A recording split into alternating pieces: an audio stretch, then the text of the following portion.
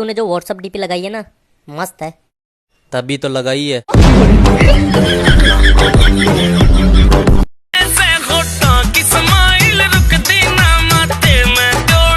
Hello everyone, आज आप लोग देखने वाले हैं मेरे साथ में यहाँ पर शिवानी कुमारी को, और हम लोग देख रहे हैं इनको इनके ओल्ड अंदाज में।